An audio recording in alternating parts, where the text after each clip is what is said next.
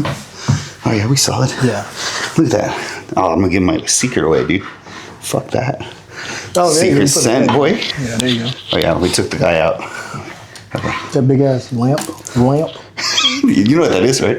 No, what is it? It literally is a torch. Like I can put shit. What's it called? Like lighter fluid in it and light it, and it fucking swirls. What the fuck? It's fucking dope as fuck. I Amazon? haven't used it in a long. Yeah. I haven't used it. Amazon has everything. I haven't used it in a long ass time, but all right.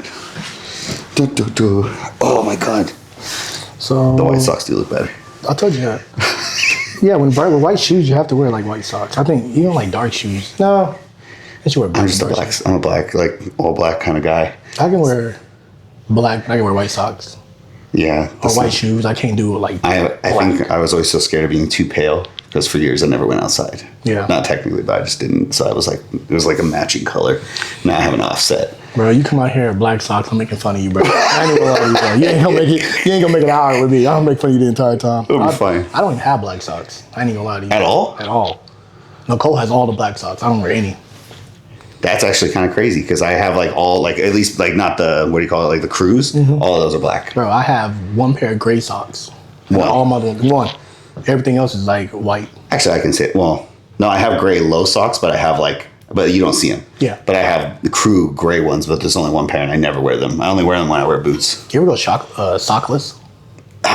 Yeah, but it depends. Like even my Birkenstocks, maybe. I do it with like low cut shoes. Like, do you really? Dress shoes, yeah, I'll go sockless. Oh, that's fair. Yeah, like loafers or something. No, yeah, I guess loafers or like low Vans. Oh yeah. Like dress shoe low Vans. Yeah. Yeah. Well, that makes sense because you basically don't have a sock. Slip-ons? Yeah. No socks. Well, because if you have those weird socks that like barely cover anything, mm-hmm. I feel like my toes are fucked up and everything. Yeah, they're like crunch your toes. And yeah.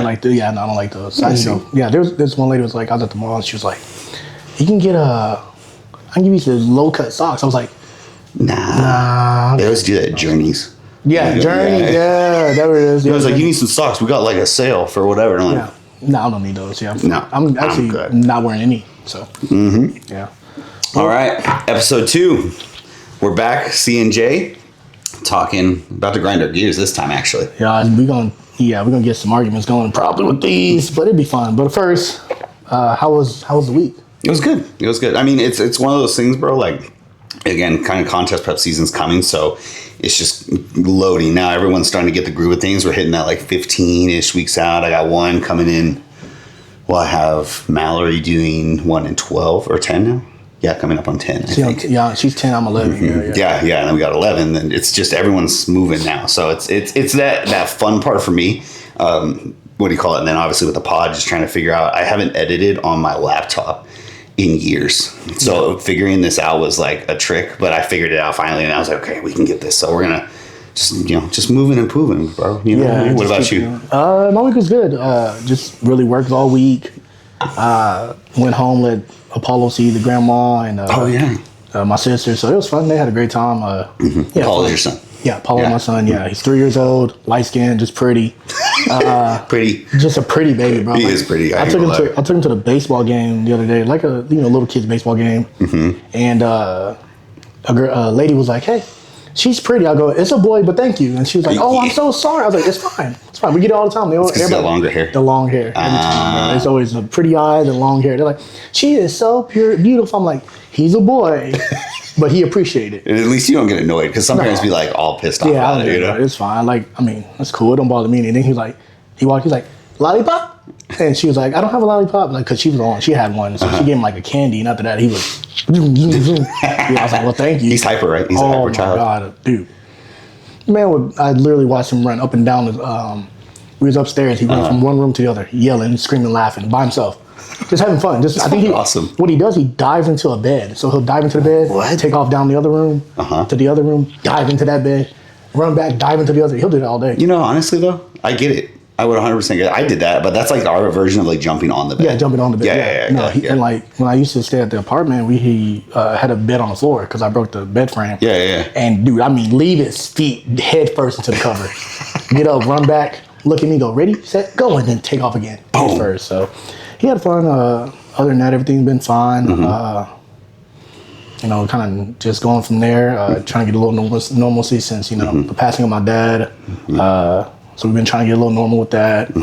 Which has it been going like in spurts and things like that? Because it didn't happen too long. Bro, it's, some days are better than others. I try to tell everybody that when they ask me like, how you doing? I was like, today good. Tomorrow, I don't know. Even like today was tough. It's hard going home. I'm so used to seeing that white cab drive up. Yeah. Him get out, hey, Heath, how you doing? Or talking to me or calling me. So like even when I get off from work, I'm so used to calling. And there's a pattern that you have that now has been disrupted, and it's just it's different. That's the best way to put it. God, it's totally different, man. So everything's kind of just going.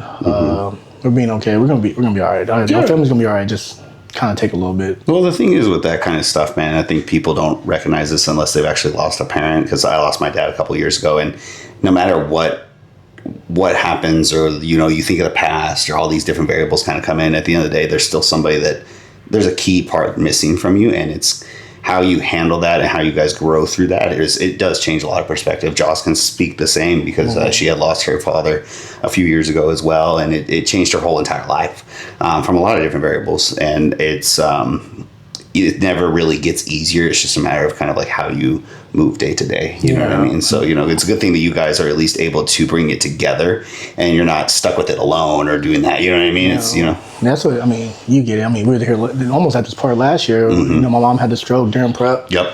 And we're dealing with that. And then I'm okay, I kind of made a joke about it. I was like, I'm not God's strongest soldier. Like, I don't want any more battles. No, yeah, no and shit. Sure enough, bro, he told me, I was like, God. I was like, so it's like you get hit, you get hit with one.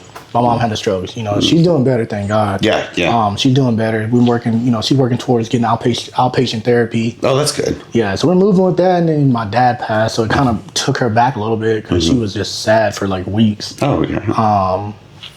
And then, I was like, dog, I think I was going home one day or coming back, and I was like, God, like, I'm done. Like, I can't. I'm good. Like, I am not your strongest soldier, man. Like, we are cool, bro. Like, You're like, I don't want appreciate no. you, but goddamn. I was like, I know you testing me, bro, but I'm good on it. Like, I think I'm fine. I think we good on this one. So, we just keep moving forward and just kind of get back to normal. Well, just like you said, bro, it's a matter of just kind of growing and seeing how the days go by and how you can manage it. And it's never going to be the same, but that's the beauty of it as well. Yeah, you know what I mean? So because now you have new things that have also opened up for you to be able to understand his legacy and be able to kind of keep it going as well. And that's a big thing too. Yeah. So that's going to be nuts. Yeah, man. So, just keep moving forward with that. Other than that, man, it was a good week. We got back this morning, dropped little man off, went to go train.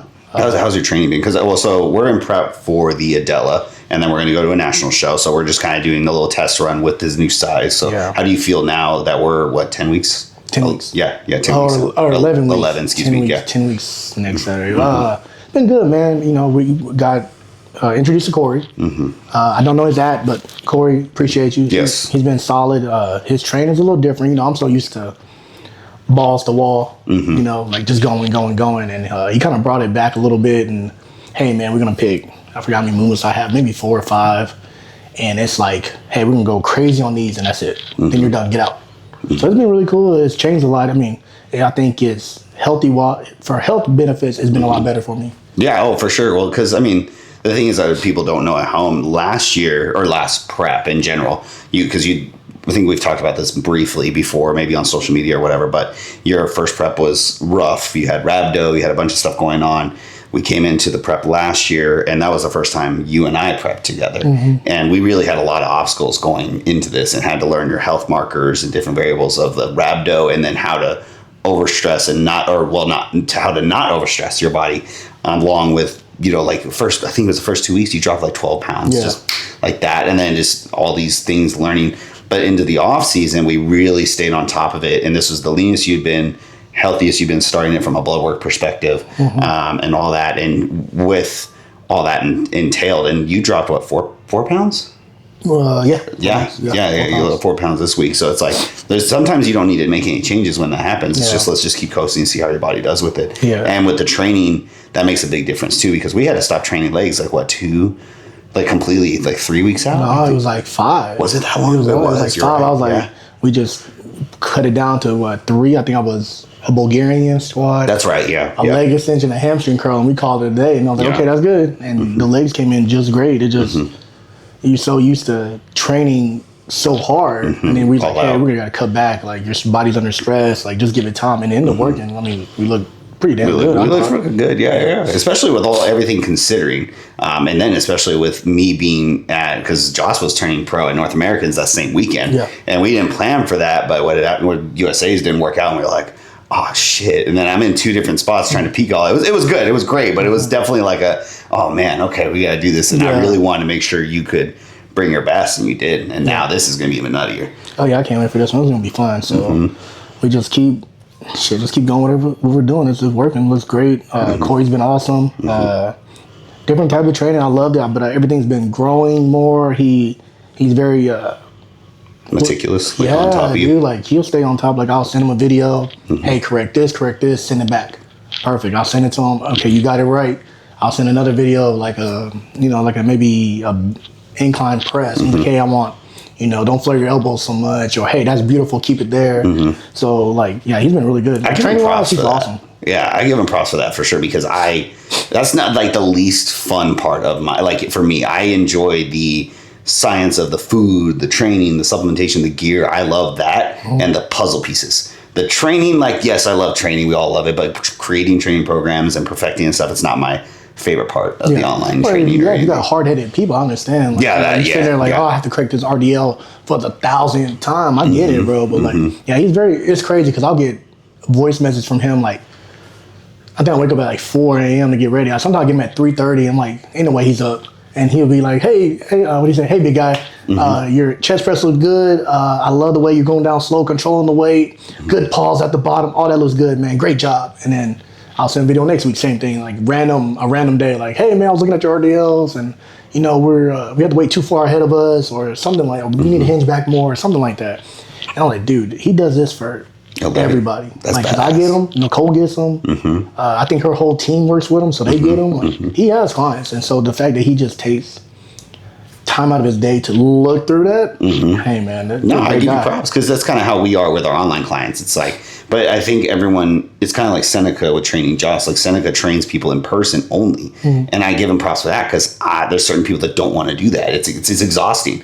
So when people can find their favorite thing and just go full blown into it, that's badass. I mean, nobody had trainers like that. I mean, we had Charles Glass, we had all Chris Psycho, things of that nature, but they were all in person. There was never anyone. You kind of had to know somebody to get in there. Yeah. Corey's available for everyone, and he's doing it for a lot of fucking people. Yeah, a lot of people, man. I mean, if you just go through his Instagram story, you're clicking, it's just climb. I was like, good God, bro. I know your phone storage is nuts. Yo, absolutely, yeah. Well, and even if you there's so many ways to make an online coaching service so optimal nowadays. Not to go too far off topic, but actually I've been messing around with a couple of new AIs, and I was telling Joss about them, and I'm going to tell you more about it too. But it's crazy what you can do and automate, but not in the sense of automated like what people think. A lot of people think you can automate something, and it's what's called cookie cutter. It's cookie cutter.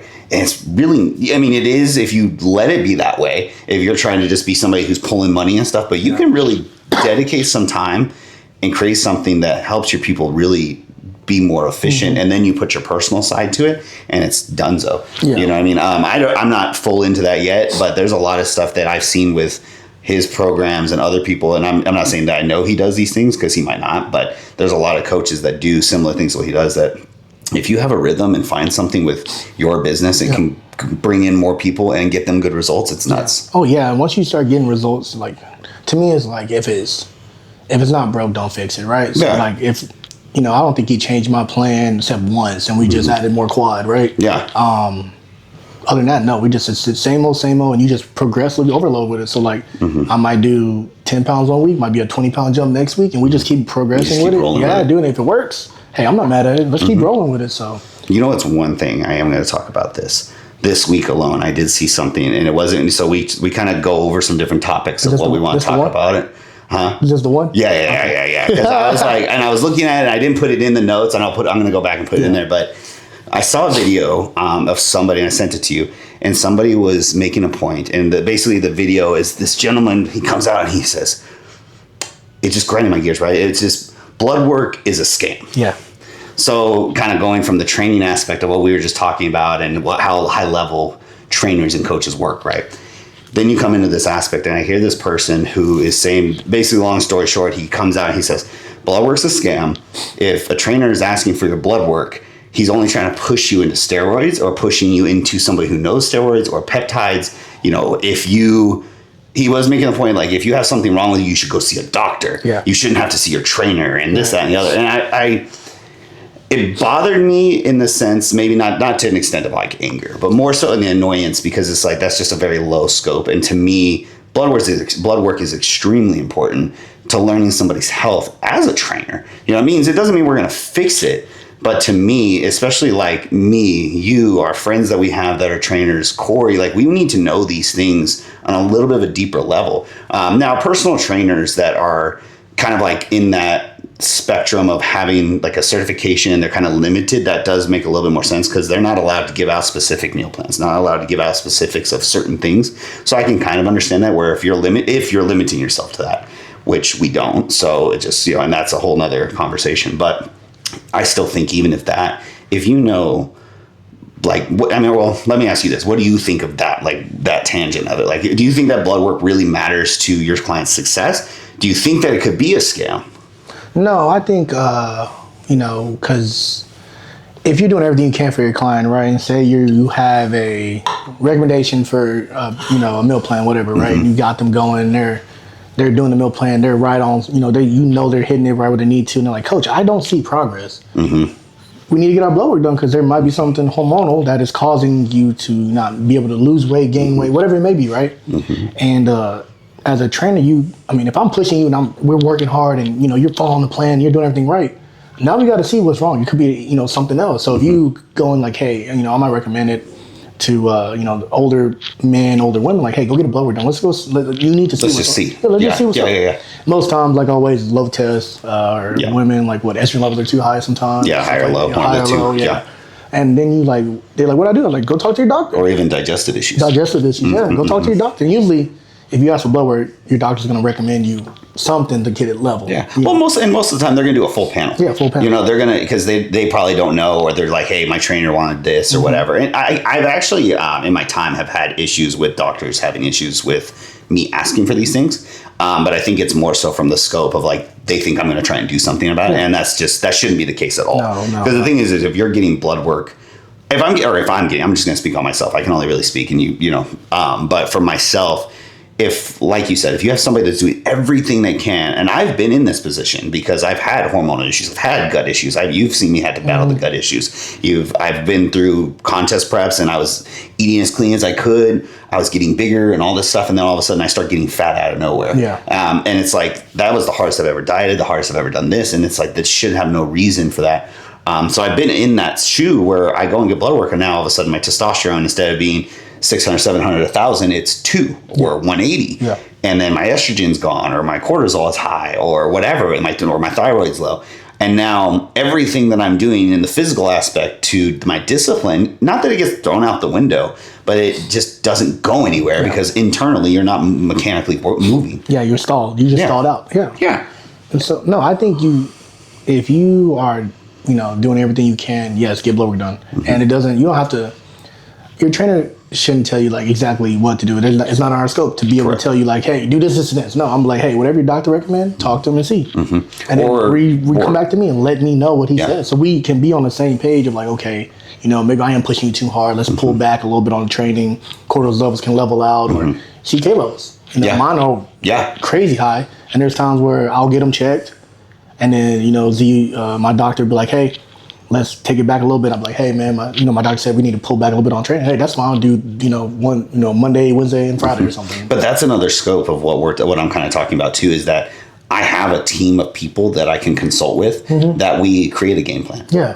I talk with your doctor. I have other clients go to the clinic that I work with directly. We go and have we have consultants, and then we also have medical PhDs, MDs that are looking over this and helping us give the best results possible. And especially in our scope of training too, with bodybuilding specifically, it's a little bit different. It's not the normal, like, for instance, protein, we ingest a ton of protein. So normally our kidney levels are going to be a little bit more elevated than other people. I've had clients call me freaking the fuck out because their doctor has said your BUN levels are too high or your creatinine levels are too high, so you need to stop. And it's just because you're eating too much. You're eating an abundance of protein, and you're training, and you're doing this. Now, could their recovery be maybe a little slow, or something could be adjusted for sure? Are they not hydrated properly? There's different markers that could do that.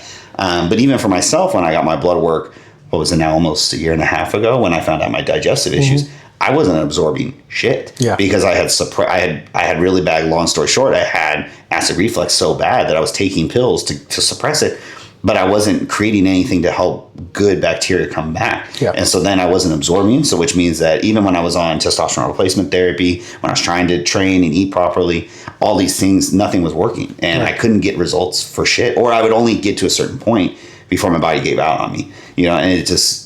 But if I didn't know those things, then I wouldn't. And even for you, like your CK levels aren't what a normal person's are, because you naturally, this is one of the things we had to overcome in your prep was how your CK levels and what your kidneys and how your body can go into rhabdos so fast. Yeah. And how do we adjust from that? Yeah, and it just was to the point where almost in a way, like I just expected my CK levels to be high. Like I'm naturally high, right? And that's fine. I've learned like I'm fine. Kidney function's fine. Even if when it's that my CK levels are a little bit, extremely high sometimes. But I've learned that, okay, if they're significantly high, like I'm like, oh wow, that is really high. Then I just take a week off of training and I flush fluids, and then it drops down tremendously. So I usually know if I look at my levels, I'm like, man, they're a little high. Okay, hey, I need to push water this week, or push water throughout this prep. Or we need to adjust your training volume. Adjust the training volume, and and that's good to know. But if you don't do blood work, you don't know these things. No, and you had to get it almost weekly coming into almost twice a week. Excuse me, and even at that, your testosterone levels and stuff like that, like this time around came in way better. Let me turn this room book went on. Hang on, he's gonna come knock on the door. No! I'm trying to stop it. Oh, he's gonna come right on time. All right, we're good. Go back home. His name's Clutch. Get your ass back. But going back to what we were about, that it's every athlete's different. I think I've told you this story about one of my clients. We were about to start prep for a show, and I was like, let's see where you're at, because he had been with another coach prior, very low deficit, just not recovering well, all these things. I get with him, and I'm giving him food. He's training well, but he's not recovering. There's little things I'm catching up on. Body fat's holding in certain places. So I go and I look, and I said, okay, let's get some blood work before we start prep. Just because I just want to see, because we're already going to push your body to the limits from cardio, from training, from low food, especially when you're in that 6 week, 5 week, all the way down period. It is not comfortable. And the single digit body fats are not comfortable. So if I don't have a scope to work with, then we're screwed in a sense. I get his testosterone levels back, and they were above 2,000. And he's not, mind you, he's not doing anything as far as enhancements. He's not doing all that. And I'm like, that's not normal. Yeah. Right? That means that something is off, or maybe there was something wrong with his test or whatever, or like the test itself. So we did it again, and it was the same. It was a little bit different, but nothing crazy by any means. And if I would have known that, or if I wouldn't have known that, that could have been a detrimental process, because then all of a sudden now coming into prep, there might be results or things that are coming up health-wise that could have been prevented. Yeah. If I would have just known. You don't know. But in the bodybuilding, you have to do blood work. To start bodybuilding with not a starting point of blood work is, you're playing with fire. I don't care what nobody said. You need to get that checked. Don't be, a lot of people get nervous about it. I mean, let's be honest. If you're running gear in general, every 3 months you should get it checked, or every 3 months. Every 3 months. I would say at least every 3. Go look. It's okay to go in there and be like, hey, I need a full panel. I want to see what's up. But some people want it outside of mind, and that's not good. Yeah, some people just like, oh, I'm good. I don't need to run. What? What do you mean you don't need to know? Well, now you know why you're not growing, or why you're still holding fat in certain areas, because you're not checking what your body's producing or doing. So no, I think as a trainer, as a personal trainer, if you're hitting everything you need to and nothing's working, it's okay to ask. But hey, maybe you should go get your blood work done. My favorite question is, when's the last time you got your blood work done? 100%. And usually they'd be like, oh, it's been a couple of years. Oh, it happens way more often than it should. And that's one of the first questions I ask nowadays. Because also, not to go off on too much of another tangent, But the way that, especially in America, like the food, the way that everything is kind of like processed and stuff. And it's not that people are eating processed foods, but it's just different. Yeah. This is the most outbreak I've seen of low testosterone, PCOS, thyroid issues, all that, cholesterol, diabetes, all that. And so for me to sit here and say that I don't think blood work would help is asinine. Yeah. And if you're a personal trainer that's scared to do that, that's fine. And I completely respect it, truthfully, because there's been times I've had other people's clients approach me, and even the trainer with them, to say, hey, this is what I'm doing. It's not working. What should we do? And I would tell them, give them my resources. Hey, go talk to this person. Go to this doctor. Go get this checked out. And that way they can at least get a scope. Because why? And from a personal training aspect, also from the business point, you shouldn't have to lose clients because of a lack of knowledge. Yeah. You should always be trying to expand. You should always try to get better. And I think my frustration with the post that was made was that you're making it seem like everyone who's a personal trainer asks for blood work is a scam because they're trying to push steroids or trying to push peptides or trying to push supplements to make more money. Yeah, no. And that's, yes, there are plenty of those people that do that. And there's plenty of reason why there's an incentive for people to morally fuck that over. But the majority of trainers or people that get into this don't do it for those reasons. Right. And speaking for myself, I ask for blood work for very specific reasons because it's a problem. Yeah. Because even with my lifestyle clients, it's a fucking problem that I don't want somebody coming to me and working their ass off and not getting results for 3, 6, 12 months because they had hormonal issues that could have been adjusted through me adjusting the training based upon the medical professional. Yeah. Yeah. And you need to get it done regardless. There's no point of pushing yourself to the limit, right? And then you're like, man, you suck. Yeah. No, let's see what's wrong. Usually it's something to do with blood work. Usually it's blood work. And it's just weird to me how people are just so scared to go do it. Well, and people are also so scared because they're scared of what they're going to see. Yeah. They're also scared, little things, little needles and stuff like that, which I get. I'm not going to harp on it, but it's just... My thing is, like, you're taking gear. That's fair. Well, if you're not natural, then you're natural, right. Natural, I understand. You're okay. I get it. Yeah. But if you take, like, a regular person who just wants to get in shape, that's like, I'm afraid to get blood work because of this. It's like, well... Most of the reasons why people don't get blood work, if it's out of sight, out of mind. Yeah. Like if you don't see it, I don't have to worry about it. Yeah. No, it's your body. It's your health. Why not find out something that you may be able to fix that can lead to extension of life, longer life, healthier life. Happier life. Happier. Don't be scared, man. It's part of life. We have it. We have people literally that get paid to help you fix whatever's going on. Just go do it. And results are going to get you a lot further, both from the training aspect, from the actual trainer, but also from like even me and you as a client. If you're not getting results, then you're not going to want to invest more into it. No. You're not going to want to invest in yourself. You're not going to want to invest in a trainer or a gym in general. People have given up their fitness journeys and trying to be healthy, and then have unfortunately probably have issues later on, early on, that they shouldn't have because they just said fuck it. Like I don't. And if they would have just gotten the blood work and been like understanding of, damn, this is what... And there are genetic predisposals that can happen. I'm genetically predisposed to low testosterone. My dad had testosterone shots back however long that was. Whenever... Even before I was bodybuilding, I was never like a dense person. Yeah. And once I got my hormones checked after a couple of times of doing shows, and naturally, I was like, that makes sense. But even naturally, after shows, you should want to do it because... Yeah, if even more so. Yeah, because you're going to drop something in your body to get that lean... Your body's have to go through hell. Absolutely. And to bring it back up, we need to know where you're at. Well, and things can crash and then come back way, way worse than they were when you first started. Well, yeah, when you get that lean and you eat fat food, all of a sudden you're like, man, I've gained a lot of fat in the last couple months. Yeah, because your hormones aren't probably not where they need to be. And you just ate like shit for the rest for what, 4 weeks? Not 4 weeks, like 4 months. Yeah, and things can develop too, though. At the end of the day, age, and there's so many variables. Lifestyle. If somebody goes in. There's lifestyle people that go out there and drink and eat, whatever. They wonder why their kidneys and liver are not functioning correctly. Yeah, you need to get it. If you're doing anything anything that can hurt your health, put you in a bad situation, man, just get it done. It's not even just as a person, just to know. It's like, have somebody read it, tell you about it, so you understand, like, man, I need to fix whatever I'm doing. And there's no excuses anymore, because back in the day it used to be a money thing too, a financial thing, because it used to be really expensive, and it still kind of is for depending on what you're getting. But I've seen on Instagram, I see people getting the ones at home where they just do a little prick test of one test, like $40. Yeah.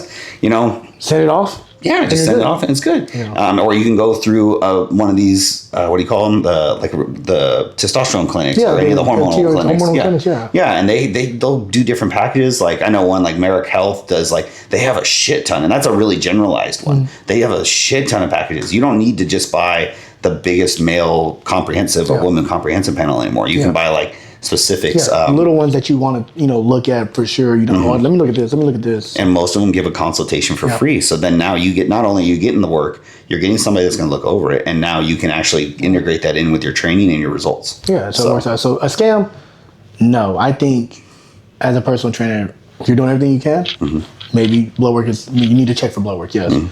Do I want more money? I'm not asking for more money if I'm asking you to do blood work. I'm asking you to be healthy and let's put you in the best situation to be the best, whatever you want to be. You want to lose weight, gain weight, do a show, anything like that. Let's put our best foot forward and let's have a starting point. There's no gain for me to ask for blood work and then put you on a bunch of supplements and put you on a bunch of gear, because the longevity wise, I might get some people or I might get you to get better results.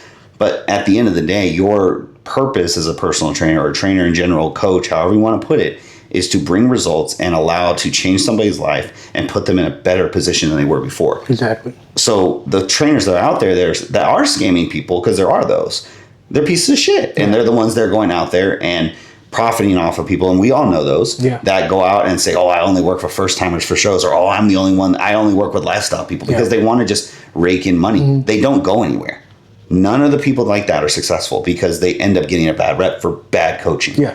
And so, yes, there are people that scam, and there's plenty of coaches out there that scam, but generalizing it to everyone who asks for blood work as a scam is bullshit. Yeah, no, 100%. Yeah. That's good. Let me put that camera, what do you call it? The cooler on. That was a good tangent. That was a good one. That was a really good one, yeah. Imagine it's dead. Oh, no, we're good. Who did get in, but fuck. All right, we'll just keep it rolling. If it dies, let me know. Yeah, it dies. Got you. Oh my goodness. Okay, so let's get into the next one. Because we wanted to go over. Oh, you know what? How do you feel about, like, we've been asked this a couple times, and especially with our girls that compete, or our girlfriends that compete, right?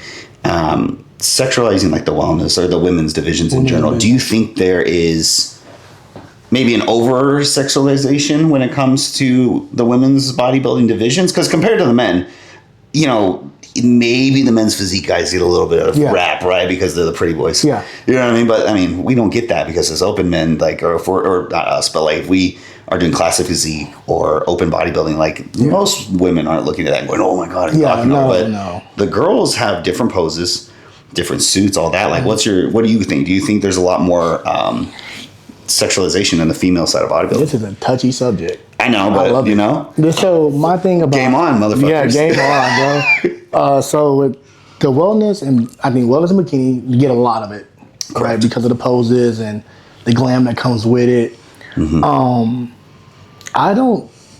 It is sexualized from people that are outside of bodybuilding. If you're in bodybuilding, you don't look at them like that when they get on stage. Honestly, you look at. You're almost a judge in the first, you're judging just as much as the judges are. You're looking like, oh, she could have been leaner in the glutes, or, the glutes are in shape correctly, or, shoulders don't look broad enough in the bikini division, right? You really kind of get out of that thinking of, like as a child, oh, she got a big butt, You get out of that. You get into more of like, okay, tie-ins checked, hamstrings checked. She had a little bit of water in the back, I can tell. Well, especially comparing to somebody else. When there's a group of 5-6 females, and let's say bikini and wellness, for instance, where they have a back pose that is pushing the glutes out, and it's a straight butt pose, right? And but I've never looked at it, and I'm sure you haven't either, because we just look at it and go, okay, XYZ, like you were saying, she's a little bit soft there. There's not enough fullness here, and then they switch to the next pose. By the time you're even done analyzing the physique, it's already moved to the next pose. It's already moved to the next pose, and then you go into the front pose, and you're looking at, okay, the quads there, okay, the top glutes out. You're judging, right? But it's funny to hear men, like, because you talk about, yeah, I do bodybuilding, and I'm like, yeah, my girlfriend does bodybuilding. They're like, oh, you let her wear that? You let her walk on stage with those heels? I'm like, I'm not gonna get punched in my face because you don't feel. No, sir, I'm not gonna tell my girlfriend, hey, you don't need to walk on stage, boy. I'll have a hand mark right here. Well, it's also like, it's just childish. To me, it's childish, and I got this a lot. Well, that's what I was gonna ask you as a coach, because I don't have any female clients. But you have a lot. I coached many of them. Yeah.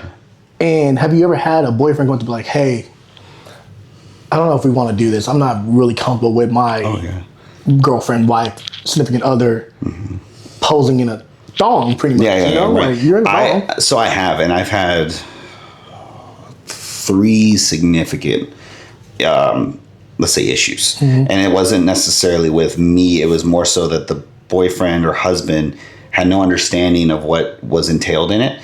And, when you first, especially, they were all first timers. And the thing is once you get into it, the progress pictures, the, setting up the whole check-in little spot and, doing all that. And then also the posing and all that. And I have had 3 instances, and they were all kind of similar, where the boyfriend or husband had a problem with it because of the fact that there was one where it was a bunch of people staring at my girl doing these poses. One where he had a problem with, like, a guy training his significant other. And then another one where it was like bullshit. He was more like, I don't know, like talking shit, kind of. Like, he would be like, yeah, she's just up there in a thong. Like, almost like bringing her down. That irritates me. That irritates me. Like, why are you going to not let her, excuse me, but like, just, like, there's this thing she wants to do. Why aren't you supporting that? Yeah. So that one, I was really just like, look. And I told the client the whole way through the prep, he's not gonna understand until you get there. When you're up on stage, the lights are hitting you, the tan is on, and when you realize everyone else is doing the same fucking thing, and you realize that the dudes are wearing what you're wearing on the bottom, all backstage. Like, you know what I mean? Yes. But also just from the fact of, this is really hard to do.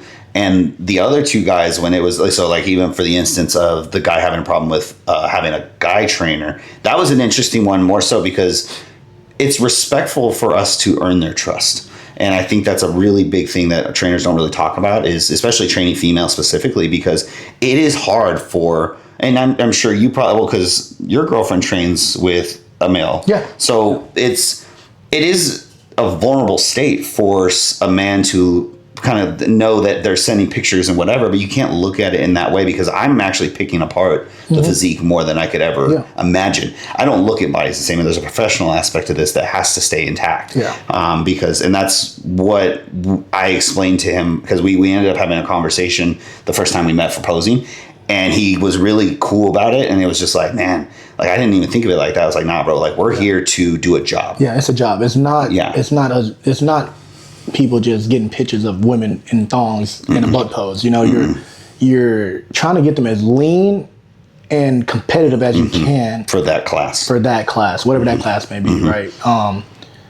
And as us 2, we sit there and we have to. You support. You're gonna support. Like, you support them. If they want to do it, hey, 100%, you go do it. But I've had guys come up and be like, man, I just could never let my girl do that. Like, if be on stage with her butt out, I'm like. But you say it like it's something. It's like people are staring at her butt like, oh my God, it's so, like, no, like, they're getting judged from bottom to hair. Yeah. Like suit color, everything. You're getting judged like an animal up there. 100%. And they done died for 20 weeks or so. Yeah. They done did Stairmaster for 30 seconds of, all right, ladies, take 5 steps to the back. Yeah. And just to see, them do what they do and win, that's what you support. That's what you're there for. But all the hard work going up to that. Yeah, but the point of, like, thinking like, oh, she's in a thong on stage. Nobody's even thinking about that. Everybody's literally dissecting from heels to the calves to your tires. Yeah. To I think oh my God. Every sport has its attire. Yeah. Right? So to say that, and bodybuilding has specific criteria. Now, if they were doing this and running around doing some sort of football or whatever, then that's totally different. Totally different story. Yeah. So, but for bodybuilding specifically, I think that we're kind of like pointing back to your point of people who don't understand the industry don't understand that because they have that view. Yeah. I would never let my girl do this. I would never want my girl up there doing this. And it's, I understand it, but I'm also very, how do I say this? I'm biased in this sense because with how long I've done bodybuilding and how we look at the physique and look at females, and there are more, the wellness and bikini have more poses that are more likely to be sexualized but people also I think they forget that when there was just women's bodybuilding, the muscle worshipping aspect was way more in those. Yeah. Like, yes, the back pose for the bikini and wellness poses have, could be sexualized if you really want to put it that way for people like that. But talk about figure, physique, and actual women's open bodybuilding. Yeah. Those are the ones that are ending up on YouTube videos and these weird websites because they want to get choked out and like this and that, so there is that part of the sexualizing aspect that is kind of taboo and not talked about enough. But even at that, like, it's unfortunate that people think that way about the women's divisions because it's truthfully a very hard sport for women to do because they are being taken down and criticized top to bottom, torn apart. And that's a lot of females talk about this on social media nowadays too. I'm glad it's talked about. There are certain points of it that I don't agree with. Like, I can't stand body dysmorphia. Yeah, I hate that term. But in certain aspects, but I think people talking about the fact of how they deal with that is really cool because sometimes it can be looked at in a negative light. Yeah. I don't know, man. I just always been very supportive of it. I have, exactly. Yeah, very supportive. I guess because when you join, because I joined, right? When you join the community and the scene of it, you understand, right? You're not really looking from the outside in. You're in it. You're in it, yeah. Yeah, and you're judging, you're helping out. You're like, oh yeah, you need to, push your hips back more or whatever, right? You see the poses, and you don't ever think sexualized. You just think as a competitor and a judge, right? I really can't speak on looking outside in. I've never been like that. So like when I hear it, it just dumbfounds me. Yeah, insecurity part. To me, it's more insecure. I'm like, so what's the difference between her doing that and then going to the beach and with a thong in her butt? I don't think there's any difference in my opinion. Like, if you let her do that, why can't you? That's confidence on their spectrum. Yeah, I love it. Yeah, this isn't like, you just see your girl go through 14 weeks of getting her ass chewed by her coach. Yeah. But you okay with that? Right. You're not going to support this woman, first off, walking in heels and turning and spinning. Yep. Right? That is crazy. With God knows what is on the stage. What on stage, right? Yeah, so you telling me you're not going to support that, or the fact that she just beat 15 people in class. And you can't support that? Yeah. That's nuts. Well, even at that, this is something, if for partners out there, if your significant other wants to do something, I think that should just be supported already. Yeah. No matter whether we're never going to always agree, right? Relationships, you're never always going to agree. And yes, there are certain things that you just obviously should not support. Them wanting to change their physique to be the best they could be. Die for it. Like, you are literally a walking shell of yourself. Yeah. 2 weeks out, a week out. You're literally just focusing to the next meal. That's hard. Yeah, well, and there's a lot of people think of the physical aspect, right? They don't understand the mental. They don't understand all the other I'm stuff. not lean enough. I'm behind. I'm not going to be ready. Yeah, they're 2 weeks out grabbing their stomach, and they're like, and we all do it. Oh, am I behind? Am I this? Yeah. But it is a lot harder for women, and it's having that lack of support from a significant other, or just even from the outside general public in general, sucks. Yeah. And for people on Instagram, just like, why are you poking your butt out? Why you have your butt to the camera? Yeah. Or it's like an insult, like in the comments. Yeah. They're like, well, I don't show my ass out. And like, even like poses, we were talking about this earlier, how, especially when wellness came out, the selfie where they're showing the hamstrings. The glutes, the glutes for the hamstrings. Yeah, it's like, well, that's fucking hard to get. I understand where you're coming from. I'm not going to take that away, but at the same point, if you're looking at it and thinking, look at her butt, look at this, like, then you're already missing the point. I think you're a child. Yeah, 100%. You're a big ass baby. What are we, high school? Yeah, like, you can't control yourself as a grown ass man to not understand what this is going on or how hard this woman has worked. Well, another thing is like, it's crazy to say this, but like, even like men's bodybuilding, that's not sexualized. No. I mean, I have more guys say, hey man, you look damn good, you know, then I have any women in my DMs, right? 100%. Yeah, it's just, you know, you have more men supporting you, which is fine, but it's like, you don't get hit on or looked at in that way. You know, they're like, oh, you know, you're so hot in that thong. Man, you know how many jokes Could you imagine? Bro, you know how many jokes I get from my friends? They're like, hey, you can put on a little red thong again? Yeah. You pictures, little pictures? They're like, hey, we saw your thong on Facebook. Thanks, guys. Yeah. Like, hey, you look good, man. I just think that with the women's divisions, unfortunately, that's always going to be a thing. And having a supportive partner or having just a good support system in general, even if it's not a relationship, matters. Because I've seen some people, kind of going back to the coaching aspect of it, I've seen some people really surprise me with support. And it came from the people that, say it was a couple or maybe it was a girl that just didn't have a lot of people, just moved here or had just moved to a different state or whatever. Or like I have clients in Japan that are, you know, military or whatever. And I see these things and they lock in, and being able to see that change and them surprise me and how hard they work and see what ends up coming of it because of the grueliness that they have to go to. It's really sad that can be sexualized to the point to where now these girls are having to defend themselves as to why they're doing these poses, doing all that, when in reality, not that it should be understood per se. I think would be kind of hard to do, is like, oh, let's just understand. Like, no, but not everyone's going to understand. But at the same point, I think it should just be like, look, they are obviously working really hard. They post their workout videos every day. They post their food all the time. They do this, they do that. And I have a lot of clients that are moms, that are people that work. Like I had a girl that I've had this multiple times, you know, but I have one in particular that she would wake up at 3:45. She coached classes for like a group setting. Like at 45 type. Yeah, it's kind of stuff like that.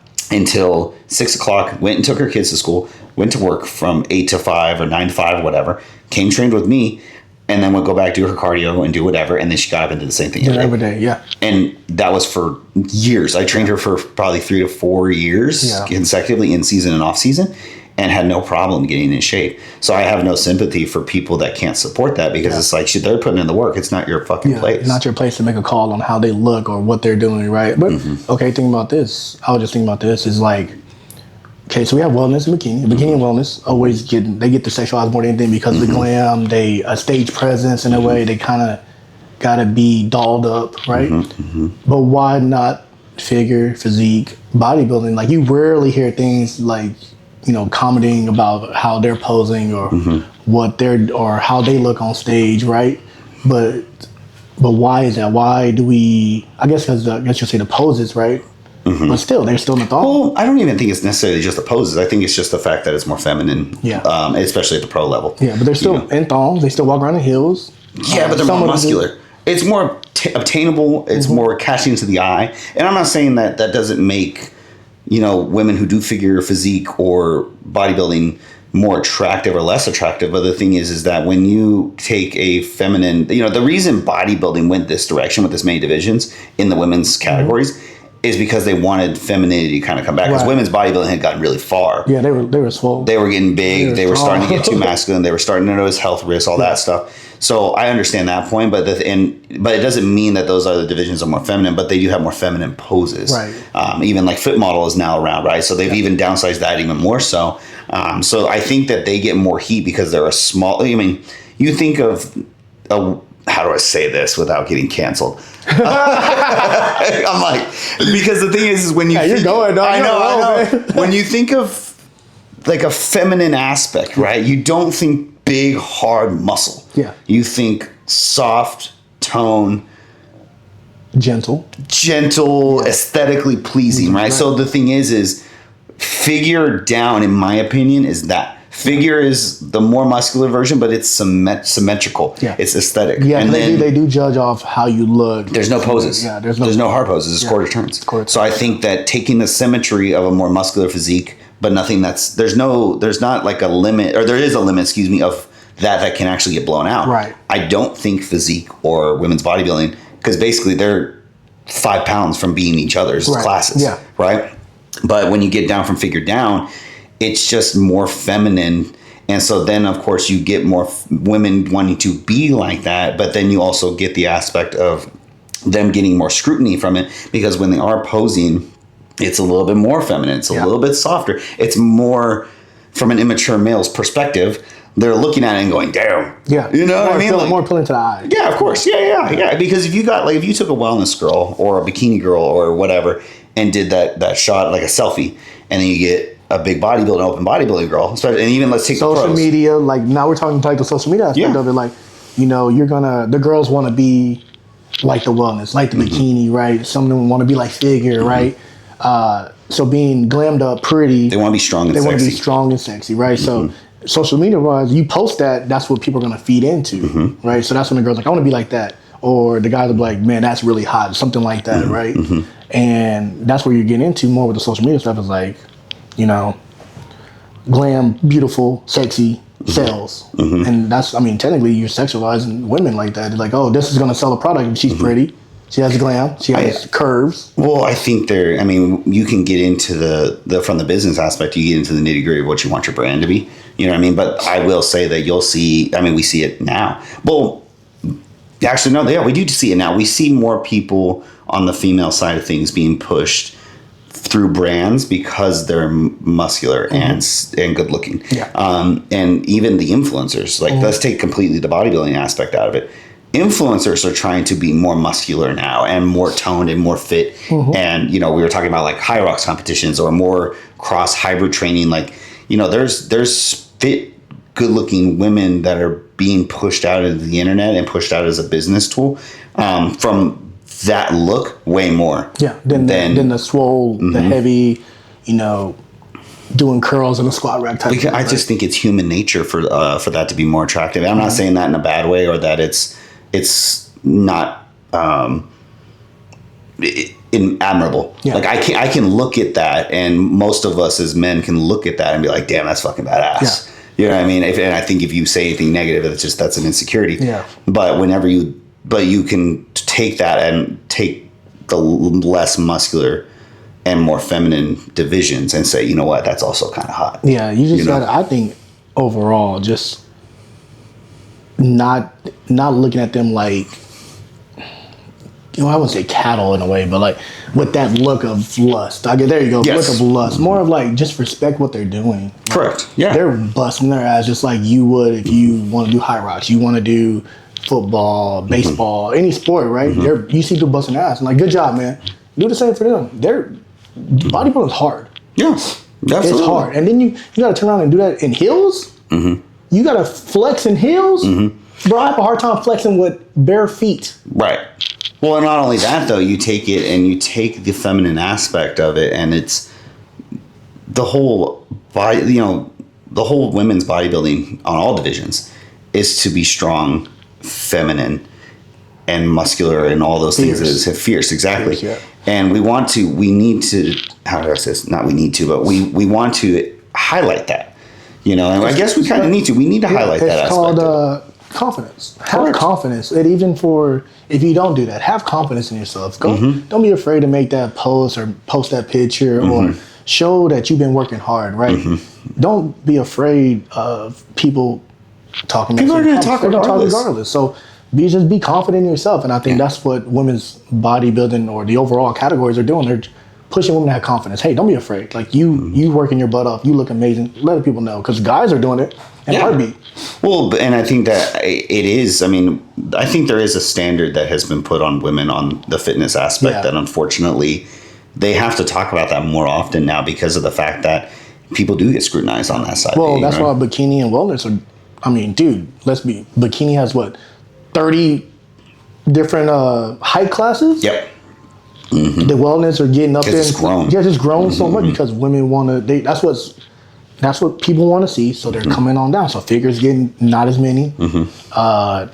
Physique not as many. Women's bodybuilding. I've been to a show and I've only seen like maybe 2 competitors in women's bodybuilding. Oh, absolutely. Yeah, there's not. I've literally seen one. Yeah. And they're not anything crazy either. Yeah. It's just then that's the downfall of that part of the sport is unfortunate too. Yeah. Because I grew up watching a lot of that, especially in the sport. Yes, I watched the Dorian Yates and the Ronnie and all that, but I really liked like Bev Francis. I liked watching, even when bikini had just come out, and then like Angelica Texera was winning. I still even watched the Arnold was a couple weeks ago. I watched all the divisions. I don't know all of them, and then maybe I don't study them like I do with the women or the men's side, excuse me, but I know the big names. I was rooting for like Laura Lee for the bikini. I was rooting for certain people in the wellness and stuff, and because it is a sport and it's really cool. It's really dope, and it's really fucking hard because we've been to shows. How many times have we been to shows and been like, this one's going to win, and all of a sudden something happens. Something happened, now one wins, and you're like, where did we go wrong? Right. And and I think that's where it comes down to, and it's like us being inside the bodybuilder, you don't look at people like that. You are judging. As soon as you walk out from that curtain, you are getting judged by everybody. You can't, and it's hard because if you ever been on stage, that light is so bright. Oh, you can't see shit. You can't see shit. You see the judges, and that like you can try to look out, but then you see dots. Oh my god, bro. Do you think that the women's side is actually no? Let me rephrase. The women's side is thriving more than it ever has. Do you think that eventually the women's more muscular divisions will start to dwindle to the point to where they don't exist? Well, I mean, we have that now. Nicole does figure, so she pays attention to all of it. So I'm trying to learn it. I was bikini wellness, figure a little bit here. Physique I knew a little bit about, and I don't really know much about women's body. I just know they do the poses. So I'm trying to learn so I can help out here and there. But the figure didn't have anybody in Arnold, right? No. So there's literally gone. Yeah. Well, Arnold had come out a few years ago. I can't remember exactly how many. I want to say it was around COVID year, and said that he didn't want. He felt that the women's divisions were getting too muscular and too out of hand. Kind of the same way he was doing with the bubble gusting with the guys. He doesn't believe 212 should be there. So he because it is his show and he's promoting, he cut those out. Yeah. And so some of them are getting cut out now. Wellness. Yeah, some of them are getting cut out now. Like when you go to shows, you don't see a lot of figure girls. They barely might be in, right? Some of them have. I think national shows don't have. They may have wellness bikini, and then that's it. Yeah, I've seen some that are that way, or they're on different days. Yeah. So and it's because they're so big too. And then they're big. Yeah. So I just think the way it's going now, I think wellness and bikini eventually will take over, and it'll be like the main. It's kind of like men's class physique. Oh, I agree. It's going to be the biggest classes we have, and a lot of people want to be in that not little frame, but in that category because it's more attainable. Yeah, it's easier to get to. You have to diet, but you don't have to Well, the idea is more obtainable. Yeah, like nobody's gonna look like Chris Bumstead, but people will strive. But people will look at that and go, "I could probably do that." That's the like the wellness and figure. Yeah, that's the staple of where I need to get to. Right, wellness is who won it last year was which threw me for a loop, by the way. I was not. Oh, at the Olympia? Yeah, I did not expect her. Eduardo? Who was it? It wasn't Eduardo. She lost. Are you sure? I can't remember who it was. It wasn't the two I thought. Correct, yeah. It was. I thought Issa, of course, was going to win again. And I've been a big fan of her once I started realizing what wellness was. I've heard a story about she's getting second, get a second, and she finally wins it. Oh, she killed it. Yeah, I love an underdog. But those are your staples. Them three, I can't remember who won it, but whoever's, that lady, that's your staple. So you want to strive to that, right? And I mean, you go to women's bodybuilding. No offense to them. I clap my hands for them. You tell me you got that big. Oh, you go with your bad self because there's no way I could. No, bro. I can't even eat. Like I wish I could eat like an open bodybuilder, but I tried. It's the hardest thing to do. So you tell me a woman turned around and said, "You know what? I can eat just as much as you can," and did it and train and do all that, and that's their train hard and just get. Oh yeah, hey. You look amazing. I will clap your hands. I'll shake your hands. Now that we're talking about this, it's kind of funny. We train at the Muscle Factory, right? So I know a lot of these pros that are in those divisions. It's interesting to hear when they talk about downsizing in the women's divisions in general, because there's a specific look that we all go to. Guys want to look a certain way. That's like if we were to take an actor on the male and female spectrum, then we could literally be like, this would be the perfect ideal, right? Everyone in the higher divisions is like, I'm so tired of I don't want to trade up a body, or I'm tired of training legs. Like girls that do wellness are like, I'm fucking done. Like I'm tired of training legs. You do it 4 times a week. I get it. Girl. Yeah, I'd be done too. I'd be done too. I'm tired of hurting too. Yeah, or like the like women's physique or figure. They're like, I don't want to train shoulders anymore. Or back or whatever. Like the figure girls go down to wellness. Like no upper body days. Yeah. Oh, thank you. And then they realize like, oh, I really miss my upper. But yeah, when you're training legs 4 times a week, I bet you miss those upper body. everybody. Well, it's all to fit a criteria. And that's the biggest thing that people don't talk about is like you're trying to fit a criteria. You need more of the minuscule, a little bit more time. Yeah. A little bit more this. Isn't that crazy? That's crazy to go up there and be like, yeah, you just need a little bit more time. Like, like, are you sure? Again? Yeah. Like, you hear that 3 times in a row. Like, oh my goodness, bro, I'm tired of hearing it. It's like whenever Joss had gone up and they told her she needed to be 1 pound leaner. I almost lost it. What? Yeah, she lost. Well, I wouldn't say lost it, but it's like she ended up a place down and they were like, the feedback was, you just need to be 1 pound leaner. And I almost. How do you even know that? I don't know, but I was going to throw a fit. I almost threw a hissy fit like a Toys R Us kid, just fucking flailing arms and shit. You know what I mean? I was pissed. But it's crazy to even think that. Like, man, you go up there, you're dead tired, you literally in a shell, mind can't even think right, and then go, like, yeah, you just need a little bit more time. Oh my God. Okay. Yeah. All right, you got it. I don't know, dude. It's, I was going to say I need to piss, but I'm good. I don't have to pee. I'm good. Do I have to pee? I'm good. I know, I thought about it. I was like, you know how like, I get the sensation? Yeah. And then I'm like, I usually give into it. I just say, fuck it. Like, Jocelyn gets annoyed all the time because I'm always peeing. You have to go? Yeah. I'll depending on where I'm at, I'm going to hold it. But, like, if I'm driving, I'm like, I want to stop now, really. I'm like, I'll hold it for a little bit until I can't anymore. And I'm like, oh, you know. Hey. See, I'm the opposite. When I'm driving, she knows that I'm going to stop 3 times. Oh no, but I try to stop once on the way. Yeah, once. That's fair though. Depending on where it's at. Like I have little like going to Dallas. I have little like I know like. Oh Bucky. yeah. You know Bucky, you got your little thing. Yeah, that's different. It's Bucky. I'll stop at Bucky's every time. Yeah. But if it's like a random Chevron, it's kind of sketchy. Yeah. I'm not gonna. I know that bathroom's not clean. Yeah, and I'm not gonna. You know, yeah, and then you tell you're doing the whole like touch your toe to get the thing up, to get the seat up. Yeah, no, I'm not touching that.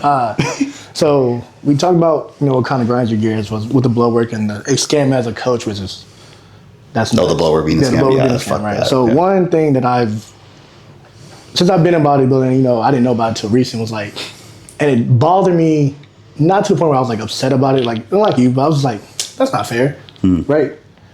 Was like, I didn't know this either, but when you're a master's division, you step on stage. You don't have to win it. You don't have to win your class. You step on stage and you get to go to nationals to try for your pro card. I think that is nuts. Why? Because I had to beat out 10 people. That's fair. In my class to win it. Even if I got second, cool. But I got first, so I had to beat 10 people to go to nationals this year. So you tell me I can wait till I'm 35 and just, hey man, I'm gonna step on stage real quick. Then go whatever. Yeah. I'm not saying they don't go hard. They don't train hard. I'm not saying they don't die. You're not taking away from the work regardless. No. You work. I've seen a lot of people work. They do what they gotta do for it, right? They come in lean. They do what they gotta do. And if they don't win, that's okay, because the fallback is you still get to go to nationals. Yeah, I can agree with that because there was a tier system back then. It's a little bit more washed out of a tier system nowadays. But back in the day, it used to be you had to win novice to go to open, then go to open, win, then you could go to nationals, and then the whole shit show up there. Yeah. I think that the reason that they did that, well, one, obviously we all understand that this is a business. Yeah. Right? They want the financial aspect of it. So if you can get more people to go to Masters Nationals by letting them be not even necessarily in the top 5, but just placing and going, that's it. Yeah. I want to say it's top 5 though. I don't know though. Or maybe even first call outs. I gotta go back and look for sure. Yeah. But I swear I was talking to somebody a while back and they're like, yeah, you just gotta really just step on stage. I was like, step on stage? Yeah. I want to say rules wise, I think you have to be top 5, but honestly, I could be wrong on that. And because I've seen and heard stories of people going straight there. Yeah, I've heard stories about it. I'm like, and I've watched a couple nationals. I've seen people go pro that have done that. Yeah, go pro. Yeah, so I've seen the 35 plus, and they did look good, man. Some of them come in looking like crazy solid, right? And real quick, because Masters Bodybuilding is basically an age bracket, right? Because you have your open class, you have novice, and it's not necessarily, there's no bracket of age. It's more so the Masters classes, there's 35, 40, 45, and then it goes up to, I think, 65 plus. Yeah. So then you're competing against people that are in your age bracket, versus open could be anyone in anything. And even a novice, true novice. Novice, same thing, right? It's your first show, you can do it. So your problem is more so of these these competitors that are in age brackets now can just go compete as long as they've been on stage at nationals. That's my thing. Like, because at nationals you can go pro, and that's usually top 2 or whatever. Top 1, which is fine. But my thing is like, I am in the open. Mm-hmm. I have to compete against 10, but sometimes there's 15, there's 20, right? I think San Marcos has 3 or 4 class sometimes with class of physique, right? So there's 30, 40 competitors, right? And you have to go top 2. So you got to be 2 out of 30, right? We'll say 2 out of 20, just to be, 2 out of 20. You know how hard that is? Yeah, no shit. Yeah, absolutely. 18 other people? Yeah. Or beat 19 other people, you win number 1? Much less than nationals. And then you get to go to nationals. And you've got 40 people in your class alone. In your class. So you're telling me you take out that stress, right? Take out that stress of, hey, man, you just got to, just get on stage, top 5, whatever it is, right? You take out the stress of winning. You just need to get up there. Get up there. Just get up there. And then you get to go try for your pro card. And then get it, and then go into the pro league. And then go into the pro league, and that's another thing, like, and this is where it kind of hits me a little different. It's like, you go pro in 35 or 45. We'll say 45. You go pro in 45, right? And you only compete in 45 bracket as a pro. I think they should take away that. I think it should just be open. I can agree with that. No 35, no 40, no 45, no 50. If you want to compete, let's compete. I think it takes away from the competitive of like actually getting everybody in the ring in a way, like a Royal Rumble. Get everybody in the ring. Well, it's a pro league. It's the best of the best, right? And I'm not saying that they're not the best of that, but at the same point, do you know when the Master Olympia is? No, but it's in Japan, ain't it? Yeah. Did you watch it ever? No, I didn't get a chance to.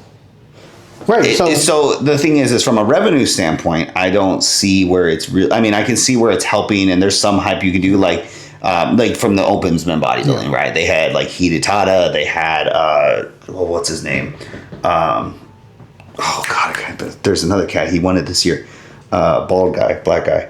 Oh my God, I forgot his fucking name. It wasn't Japan. He won it. Phil Klahar, that's who it was. Okay. Phil Klahar went and competed, and he competes in open as well. Yeah. I think that's dope. Yeah, I think. But the thing is at the pro league, you're not really getting in. I mean, and I could be wrong with this. I don't think in the pro leagues, I can understand to a point from the amateurs and the national level because it's expensive. Yeah. Because there's money involved that you can go pro.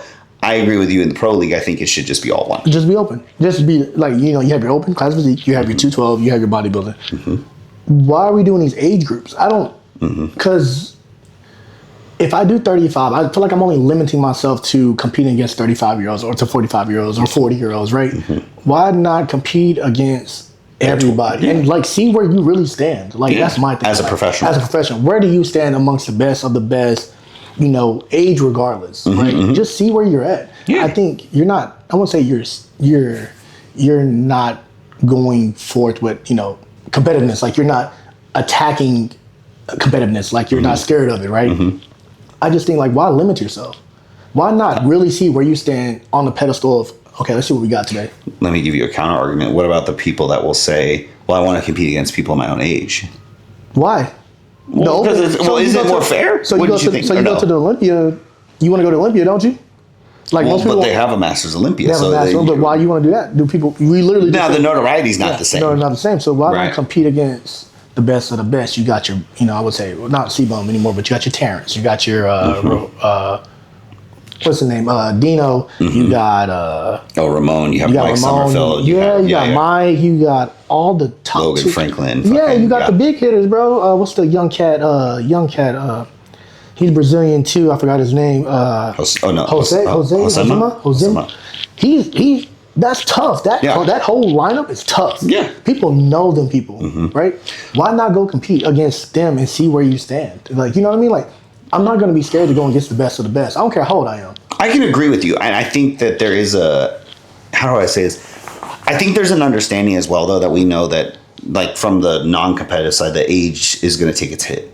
We all know you're never going to outrun Father Time. Yeah. Do you think, on this argument, then at that point, so let's say in this world, right, let's even keep it at the amateur level. You go pro in Masters 45 or 50 and up, right? Then you go compete and you go into the pro leagues. You want to keep it all the same. Aren't you at less of an advantage if you know? So should you just not compete?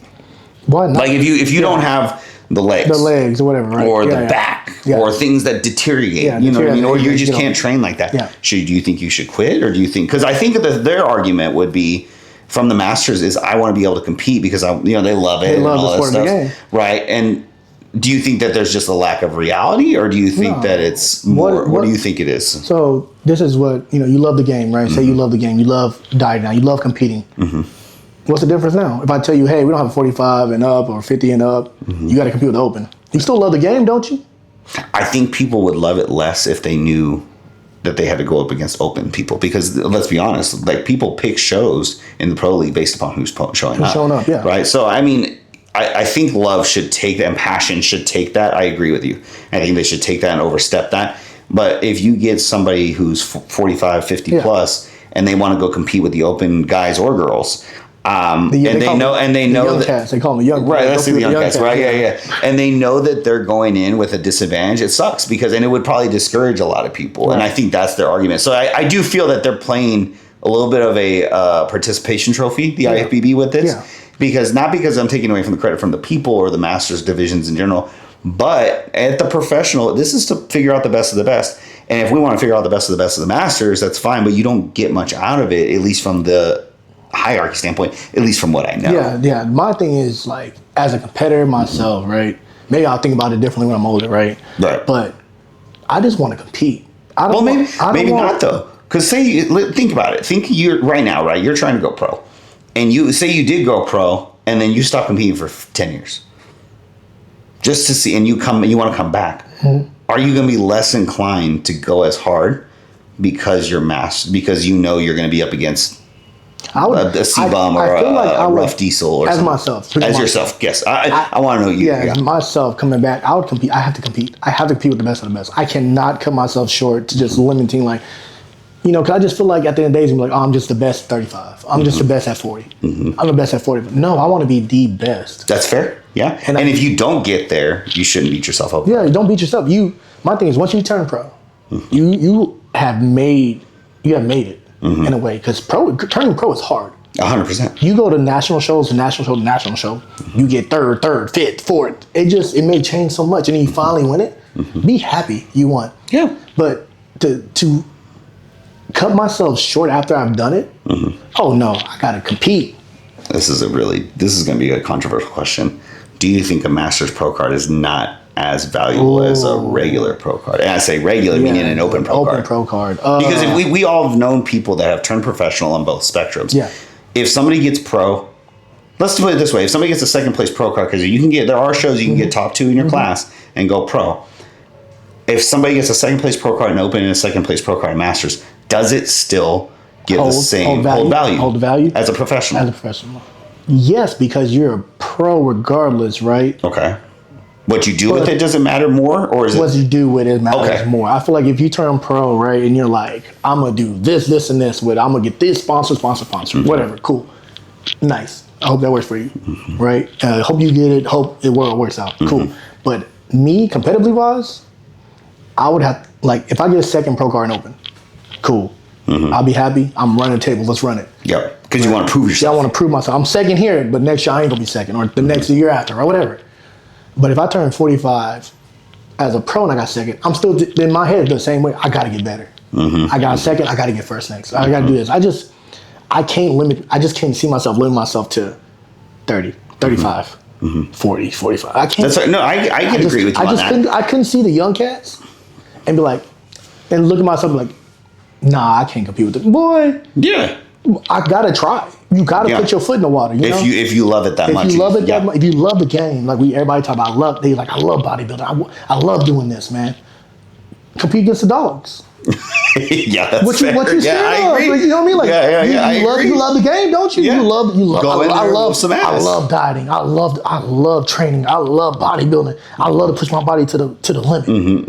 The dogs are barking at the door. Go find out. Yeah, go open it up. Go see if you like it. Yeah. And just me personally, I gotta see if I'm like. That's fair. So now let's say you go out of it. Do you think that because we all and. Actually, you know what? I'm going to make this with a statement first. Because the thing is we like that conversation we just had about the second place pro cards, right? I know people personally that have gotten their pro card in Masters and brag about it to everyone at the bar.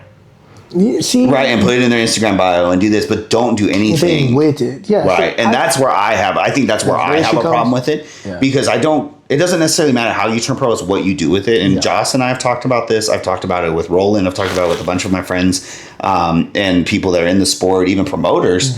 And they, you know, we all, like I said, understand the money aspect, the financial aspect of it. But there's a point where if you turn pro at all, and you don't do anything with it to make your life better, what is that pro card truthfully worth? Yeah, what is worth? You just went through hell for what? You're not even doing anything with it. Yeah. Just sit up there, if that's your goal, you ain't competed in 5 years. I'm glad they put that rule up. Like, you got to compete I think it's every 3. Every 3 years you have to do a certain amount of shows. Thank God, bro. 'Cause I was tired of seeing people like, I'm a IBF, bro. I'm a pro. I'm a bodybuilding pro.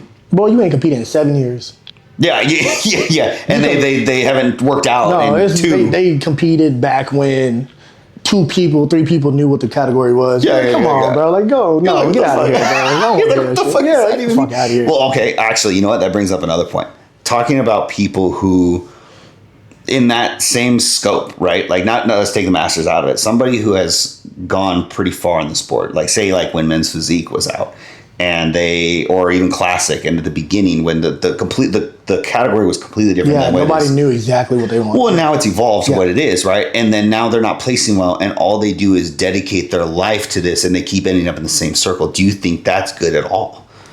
You got to change something, right? That's what I agree with. If you can 5th place, and you're like, oh, this is what they wanted, or worse, dead last, super last. You know, they like, oh. You know, you keep in 10th place, and they're like, hey, you're bringing in way too much quad or something, and you keep training quads, right? I'm gonna be mad at you. Or if they tell you something that was good back in the day, it's not good now. Isn't good now. Let's say it's your shoulders or your back. Like, oh well, you need more back or you need more shoulders, and then you like laugh about it, or you're like, my back's fine, or my shoulders or my arms are big enough. It's like, no, that's if they were, you would have won.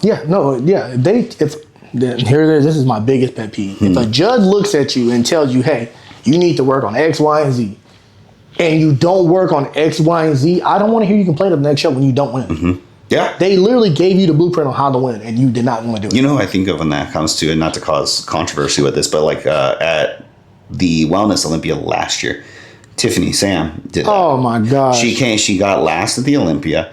And dead last, right? Dead last, yes. And it's not because her physique isn't great. She's crazy. She's a freak in nature. She's a freak in nature. But they told her to downsize, and she came out in a YouTube video that same week afterwards saying she's not going to downsize. I'm not doing that.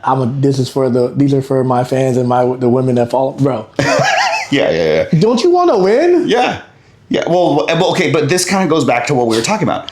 That's to me, I think, and I agree with it in the sense of like you should be confident in what you're doing, and that you should want to do this for the love of the game. Like if you want to look like that, fucking send it. But don't compete and get mad when you don't win. Bro, that's right. Like don't sit here and tell me, man. Yeah, they told me I have too much quad, so I'm doing legs 4 times a week. What is wrong? What are we doing it for? Like you have to sit here and tell me like, hey, I'm just doing this because I love training.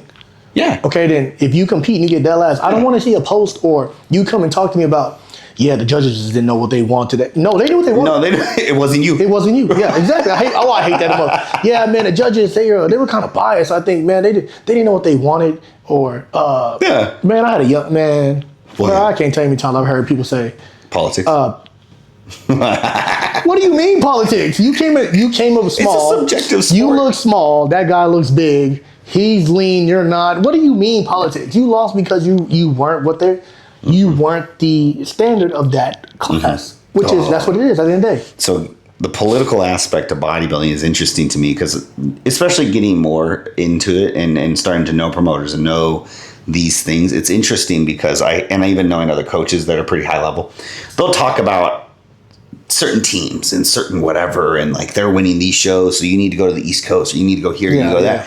And I'm like, that's crazy to me, but it's also, that's human nature. So it'd be, to your point, it's annoying to me when I hear people bitch and complain because of the fact they didn't win something and they blame politics.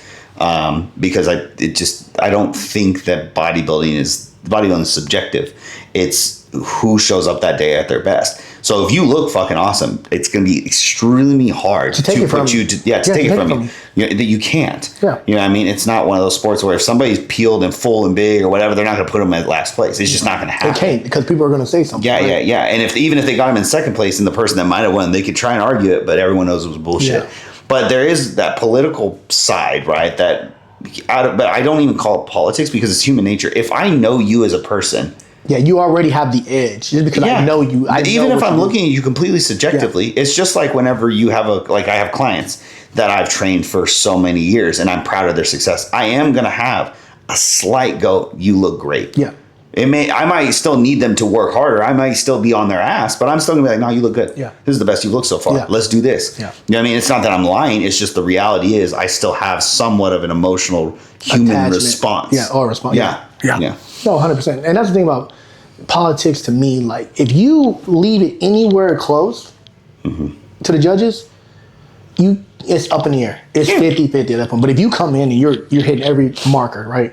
And you look amazing. You hit the point. You are the definition of what they're looking for. And you can't do nothing about that. It's just part of it at that point. Like, you can't leave it close. Right? You got to make sure when you get on stage, everybody's like, yeah, that's it right there. So then going back to the Masters thing, if you have somebody that's in Masters that goes and let's say they go compete in the Open, right? They can't use that as an excuse that I'm this age. I hate that. Yeah. You're making excuses. You are at your best. I'm at my best. Today, my best was better. That's it. Next week or next month or the next But do you think that age does have its... Yeah, I mean, age plays a part. Yeah, right. You're gonna. But to me, it's like you're thinking, everybody's want to talk negative about age. Oh, I'm getting older. My knees hurt. To me, you getting older is you getting better because muscle maturity happens. So you may not be the best at 35, but if you train, right, and everything, let's say that everything worked out perfectly, right, because we know life happens, but you train and then you get to 40, and you look better you did at 35, what's the difference? I mean, we've had these anomalies, right? Dexter Jackson, even Andrew Jackson, he's in his 40s. See? Ronnie Coleman was 47. Yeah, like it's how long you stick to it, how long longevity-wise, and how you adjust. You know, you can't train balls to all the time. No, we all can't be. You can't be doing 6 plates on squats. Yeah, it's not always a word like that. You can make it. You can make it harder. You can slow it down. You can pause at the bottom. You can add bands. There's so many more things you can do now for longevity wise, right? It used to be just bang weights, whatever. Now you have better technique. There's more. There's just more knowledge. More knowledge behind There's training. trainers. Yeah, there's trainers now that can adjust your training, get you where you need to be. I just don't like the excuses. No, you could have came in better. You didn't do your cardio like you're supposed to. Yeah. You might have had a cheat when you wasn't supposed to. There's no, I'm 45, I'm 50. Yeah, if you're that old and you're still competing, you should understand, like, age plays a number, but I gave my best. I'm competing with dogs. Like, and you can say that. Yeah, I did Open with dogs. Yeah, young cat, you might go against a young cat, and he might go to Olympia. Hey, I went against that young cat that right there. Yeah, for the love of the game, that's what you should do. And if it does discourage you to the point to where you don't want to do it anymore, then that's fine too. But then you should also have used your career to pole vault as an athlete. As an athlete, yeah. Yes. Yeah. But that's also, I mean, that's a whole nother topic as far as talking about a life outside bodybuilding and finances and how to set yourself up, because bodybuilding isn't forever. It isn't forever. And it's not. And it is a hobby. It's a hobby. It's never going to, you can definitely get paid. There's sponsorship, stuff like that. You can win shows. But it's also this much, especially now. Yeah. It's not nothing crazy. There's not a sustainable life of it, right? Some people make it go, I'm awesome. Hey, that's cool. I'm glad you can do that, right? A lot of people can't do that. So it's a hobby. You bust your ass for it, right? Once you're done and the chips are down and you have nothing left, right? Whatever you did in that sport, that's what matters. Yeah. Maybe you set up the next guy. Maybe there's a guy that he was at the gym. He saw you. Hey man, I want to be like you. I think that matters more than trophies ever will. I agree. And that's just me personally. I have kids want to do all the time. Man, JB, I want to look just like you. Hey, you gotta keep training hard, kid. Like you gotta, eat when I know you don't want to eat, but you need to eat. Yeah. Kids want to gain weight. JB, how I do it? You gain weight, I eat. Right? And they're like, okay, I'll keep going. I'll keep trying. That's all I want to hear if I keep trying. But it's just like you said, just doesn't make excuses, because there's plenty of outliers that have proven. And I don't like even saying that they're outliers, because technically every one of y'all as a professional should be able to push yourself to that limit to be your best. There shouldn't be excuses as to why you aren't here. Injuries and recovery and things, yes, but that's Father Time doing his thing. That's going to happen regardless. Now, if it does that and it affects your competitiveness, then you might not have that conversation with yourself. You work out, you lift heavy, you do X, Y, and Z. Your body's doing the depleted, doing the best it can right now. Right, you're going to have some injuries that come up. Everybody has them though. It's not a single athlete. If you ask any bodybuilder, a pro bodybuilder, even amateur, I'm sure, that hasn't had injury that occurred fucked them up in off season or in season. It doesn't matter. So all the excuses of age matters, yeah, it does. But to me, it's just like I want to compete. Like I'm love of the game. I want to compete against the best. I don't care if I'm, 60. Yeah. I want to do the open. I want to stand next to the young cat and be like, hey, man, you look great. Good job. And if you're not willing to push yourself, right, because we all talk about like, let's take training, the nutrition, the stress, then the gear, then all this stuff. Like there are health aspects on that aspect too. If you're not wanting to do that, that's fine. That's fine. But understand what you're setting up. Yeah, so, I agree. So that's my only, I won't say ick. Not an egg. Maybe it's an egg. I kind of do it a little bit sometimes.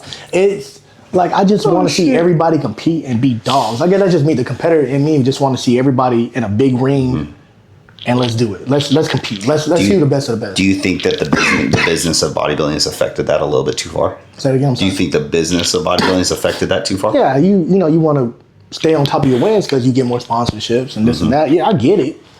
And if you lose, and everybody kind of second guessing, like maybe he's washed, maybe he's. Oh yeah. We see that all the time. We see all the time. What's it, Breon? Yeah, Breon Ansley. He ain't winning like he used to back in the day, right? No, he's placing around third, fifth here and there. Yeah, sixth, but that's still top 5 in the world. Still top 5 in the world, and he's still giving his best. And I think he's up there in age. He's 40 something. Yeah. Well, and he understands that there's certain things, but he's also talked about going to open and 212 and but these are people that don't make excuses. Yeah, he's like, I might do 212, and he's like, I like class. I'm stay here. That's fine. If you have a hard time reaching weight cap and you're kind of flirting between the lines, that's not an excuse to me. That's like, I'm still competing. Well, in a bigger weight it's class. Realistic, right? Like, I mean, it's like when Flex Lewis tried to go to the open, he realized he can't eat that much food. Yeah, and he was like, I'll just retire.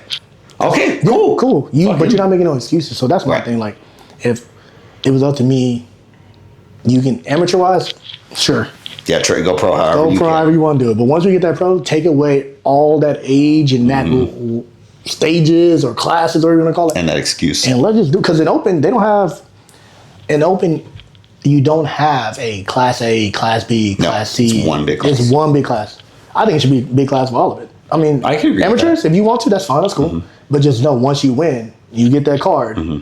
It's open from now on. And now I think that is fair.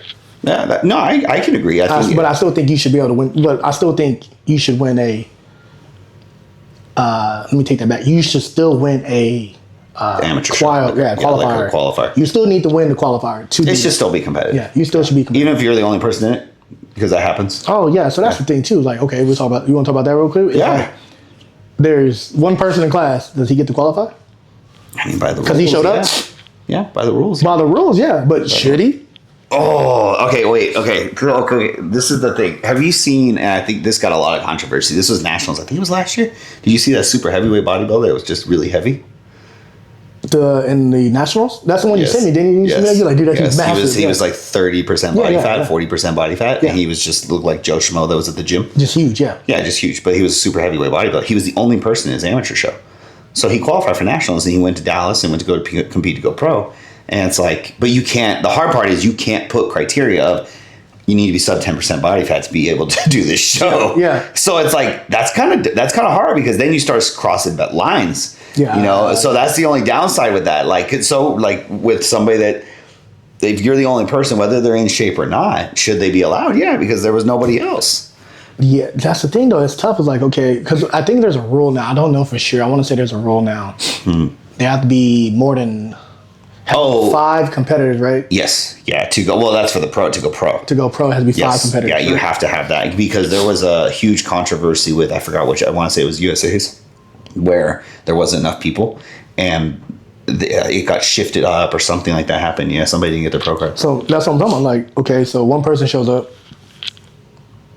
Obviously, they shouldn't win. You look at them like, yeah, you did not train hard enough or didn't diet hard enough. Do they get to go? In my opinion, it should be, you should judge them like everybody else. Like, you should be like, okay, let's look at them. So do you think you should throw them in with another class then? Like, bring them down to 1? Yeah, or up, yeah. Yeah, bring them up, yeah. Why not? I mean... Or should you just be like, hey, look. Yeah, you won your class. You didn't meet the criteria we wanted. That's what I'll tell them. I think you should still judge them. That's fair. Like, there's other people around them and be like, hey, you didn't come in as lean as we wanted to see today. Oh, I see what you're saying. So if you, basically you're judging them as if there were people. Yeah. I think the hard part with that from a judging, at least from what I've heard from judges, is that because you don't have other people there. You can't make the standard. You can't make a standard. But I feel like you can look at somebody and be like, yeah, you're not lean enough for this. But there's nobody to compare it to. Yeah. So that's the hard part is it's like, if there's only one person in the class at Nationals trying to go pro, you have no one to compare it to. So I think that's why they made that rule. There has to be this, because then to judge somebody, there has to be another person. But the amateur level, like we've seen where we've been at shows, and the one guy walked out and they're like, yeah, he's the only guy in the I think that's a money grab. Class B or Class D, really. Yeah, everyone else ran away. Everybody else ran away. Yeah. You're like, and they're like 14 weeks out. Yeah, they still look like 14 weeks. You're like, I mean, you get to go to nationals, so I guess, yeah. You could, but try it, see what happens. Next year, yeah. I would definitely take some time off. Or keep going, actually. Keep moving.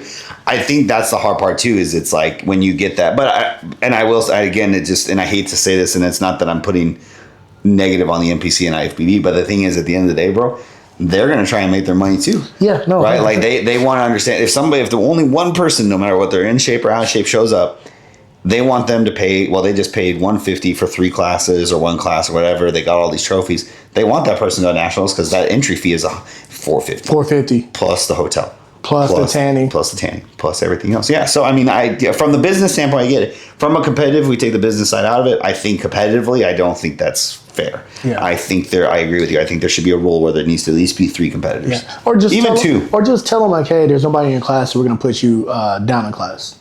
But should they qualify, though? Because the thing is now it's like, what if you get a taller girl or guy going against... That looks more, right? Or if you get a super heavyweight going into... Oh, my God, we seen that, yeah. Oh, my God, that was massive. So, I think it needs to be a rule of there has to be at least 2 people. 2 people. So... How do you find that out? That's the thing, like, how do we... Well, they know from the roster and from the check-in. Right, so check-ins, you're coming in and be like, hey, man, there's only one of you, so you have the option to... Yeah, I mean, you could compete, and I guess maybe they could do that. Hey, you have the option to compete in class, say, your D, class C, and you are on those guidelines of class C. Yeah. Or we'll pay for your entry for another show or whatever. Yeah, we'll pay for your entry for another show. Or take it and move it or something. Something like that. That would suck ass, though. To get diet down and show up and there's nobody in your class, I would just compete up. Or compete. Well, yeah, whatever. That issue last year, right? I was 5'7" and a quarter instead of 5'7", right? And I'm like, damn, I thought I was in class A. Yeah. I was in class A. They're like, no, you're in class B. But if it was just me in class B, and I guess the ends does make a point to a certain extent, and then you just like, okay, hey, you can have the option to move down. You're close enough to move down, or you can just move up and go with the big guys. So I think that needs to be an option where you can pick like, hey, we can either pay for another show. Just let us know what show you're doing. Yeah, you just take this entry fee. Take this entry fee, go to another show. You can still compete, but we're just letting you know, like, hey, it doesn't really... Yeah, no refunds, though. No refunds, yeah. They ain't gonna get no refunds. And then, or, hey, you can compete down. Or you can go up. You choose. And you're here. And you're here. You're here, you're lean, you think you're ready to compete, yeah. It's pretty much like you won the Open. I mean, you won the class in Open, so now you're gonna compete for the overall. That's fair. I can agree with that. Yeah, so, okay, let's see what you want. You wanna go to up or down? If you're close enough to down, then... if you're gonna like if you're up there in weight, no, you're going to up. But if you're in between playing with the fair line, like you can pick. Like it's fine, it's cool. Right. You can go down. You're lean enough. This conversation alone makes me know why I don't promote shows. Yeah, or wouldn't jump into it. Look how hard that is, right? You're sitting here like, oh man, there's only one of them. Oh, or like if you're running around doing all this shit and you have to go over here and deal with that. Oh. Yeah. Hey, come here real quick. We got a guy here that he didn't pay. He's only here. He's the only one in this class. What do you want to do, bud? You want to go up or down? Yeah. You want to go up? I would probably go down. Probably go down. You're a little short. You're a little short. Yeah, I think you should go down. I think you're pound off of class A? Yeah, go down, buddy, for sure. Yeah, figure it out. Yeah, because, that's another thing. Well, at least the women don't have to worry about it, but the men's, like, say they go for class B, and then they have another 6 pounds or whatever, 5 pounds they got to lose to make weight for the other one. Yeah. Do they let them? Probably not. Probably not. Dude, no, because then he would dwarf them. Well, here's my thing. You don't get measured until you get to the show. Yeah. And then you're guessing your weight. Because like, oh, I'm 5'8". I think I'm 5'8". I'm 5'8". My doctor tells me I'm 5'8". Okay. You lean out and they're like, oh, no, you're 5'6" and 3/4. 5'6" and 3/4. 5'7". Let's say something like that, right? Yeah. You're like, I have to lose 6 more pounds on show day. Yeah. What are we talking about? Yeah. Or you don't compete, or you go into bodybuilding. Or you going to, or you don't make height or you don't make weight, you go to bodybuilding. Why not? Okay, here's one. Do it. Have check-ins Thursday for class physique. So, or not, but you have height. You can get your height. Yeah. Come back Friday for check-ins. I think you should get a height card that just lasts all year. Yeah, but you're still taking one show for like, hey, you might make. I mean, yeah, but let's realistically, every year, just like we pay for an NPC card, shouldn't we just or even let's say twice a year, go get our height check? Yeah, no, 100%. And have a card and pay for it. Yeah, there's some way where you need to go get checked for height. Yeah, because I had to drop 6 pounds show day. Was it 6? Yeah, it was 6. 6. And to find out I'm actually taller, I was mad. I was like, this is some bullshit, bro. Yeah, I just made you eat. Yeah, he was like, I'll just eat. You're fine. I was like, fuck. Yeah, I was like, diet down for class A. And they're like, yeah, you're actually 5'7", not 5'7". Yeah, and I was actually shocked that they didn't put you down. Yeah. Like, we're going to put you down. You're real close or something, you know. Yeah. Yeah, something, right? Because we killed it. Dude, that peak was perfect. Yeah. We nailed that shit. And I was like. Yeah, they're like, I called you. I was like, hey, actually, I'm 5'7", so I'm in class B. And they're like. Damn. Yeah, damn. Yeah. Okay. Yeah, so I don't know, man. I think overall, just to wrap it all up, man, you need blood work with your partner. I mean, blood work with your coach. If he asks for it, it's not a big deal. Just you're in the whole thing. The whole thing. We're gonna put it all together. Okay. All together. Blood work. Get it done. If you're kicking ass and you're doing what you need to do, and nothing's budging. Go check, man. It's okay. And if your trainer's scamming you to put you into steroids or something else, you need a new trainer. You need a new trainer. You need to have a heart-to-heart, a sit-down with him and be like, hey, man, this isn't. Your doctor or your trainer should not be trying to diagnose your issues by any means whatsoever. That is out of scope. That is a doctor's situation. Women's sexualization of categories, wellness and bikini, eat figure. Don't be immature. I think it just comes down to reality of respect. Because the thing is like these females work their ass off and need to be supported for those things. And from a coaching perspective, significant other, or even just somebody that doesn't understand it, you should be understanding as people that we all are here for a reason and like certain things for a reason. I don't have to agree with everyone's decisions or what it is, but it doesn't mean I'm going to sexualize something. And also, you know what I mean? And also do your research. Do your research. Like it's okay to go in and be like, okay, what is this sport really about? Don't be afraid to go to the show and check it out, see what it really is. Because if you don't know, you'll never know. Yeah, if you're just sexualized, you need to get some shit checked out. You need to stop being that way. You're a child. Absolutely. You are a child.